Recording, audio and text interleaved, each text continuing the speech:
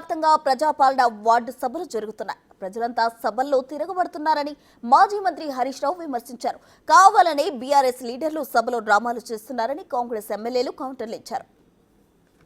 Ward సభల్లో చూస్తే పాపం ప్రజలు మేము ఎన్నిసార్లు దరఖాస్తులు పెట్టాలి, ఇప్పటికీ చాలా సార్లు దరఖాస్తులు పెట్టాము.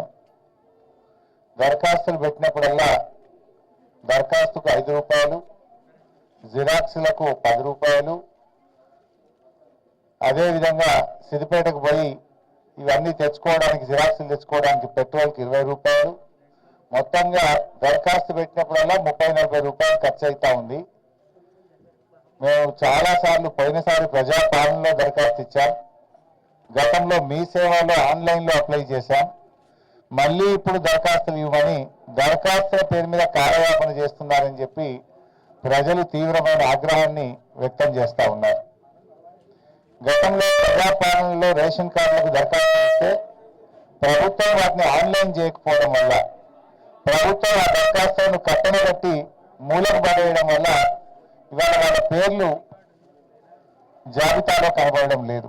కల్వకుంట్ల కవిత గారు వీడికి భువనగిరి రావడం జరిగింది. వారు ప్రెస్ మీట్ పెట్టంటే మూసీ మీద ఏటీఎం అయిందని వాళ్ళు అంటారు. మూసీ మొదలే పెట్టలే, మూసీకి సంబంధించిన డిపిఆర్ వేయాలి, మూసీకి సంబంధించిన నిధులే రాలే, దానికి ఏటీఎం అయ్యింది అని అంటే ఇది ఇది ఇది అర్థం లేని ప్రశ్న తప్పితే ఇంకోటి కాదు. ఈ మూసీ అనేది మీరు అనేక 2 ఎలక్షన్ల ముందు కూడా 2 సార్లు అధికారంలోకి వచ్చారు. అధికారం రాకముందు మూసి ప్రక్షాళన చేస్తూ ఉన్నారు, ఆ మాటే మర్చిపోయినారు.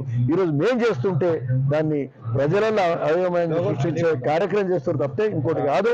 మరి అట్లనే మొన్న ఇక్కడ ఏది టీఆర్ఎస్ వాళ్ళు టీఆర్ఎస్ బిల్డింగ్ 10 రోజుల కింద ప్రెస్ మీట్ పెట్టి ఆడ ఇక్కడ జిల్లా అధ్యక్షుడు కంచెల రామకృష్ణారెడ్డి గారు అడ్డగోలు మాటలు ముఖ్యమంత్రి గారి మీద మాట్లాడితే యువత కొంత వివేచన కోల్పోయి కొంత ఆవేశంతో ఇది అయిండొచ్చు. దాని మీద మళ్ళా ఆ సమస్యను మళ్ళీ ఈరోజు ఆ సమస్య రేకెత్తించి మళ్ళా కవిత గారు మాట్లాడుతున్నారు. మాకు చాలా మంది కార్యకర్తలు ఇట్లా చేస్తాం అట్లా చేస్తామంటే అంటే మీరు ఒక ఆవేశపూరితమైన వాతావరణం క్రియేట్ చేసి, ఒక మంచి వాతావరణం ఉంది తెలంగాణ రాష్ట్రంలో, ఆవేశం క్రియేట్ చేసి మిమ్మల్ని మర్చిపోయారు జనం, ప్రజలు. మరి మర్చిపోయిన మిమ్మల్ని మళ్ళా గుర్తు చేసేలాగా ఇట్లాంటి ఆవేశపూరితమైన వాతావరణం క్రియేట్ చేసి అడ్డగోలు ప్రేరేపణలు చేసి ఈ పబ్బం గడుపుకొని కార్యక్రమం చేస్తున్నారు తప్పితే ఇంకోటి కాదని కూడా దాన్ని చెప్తాము.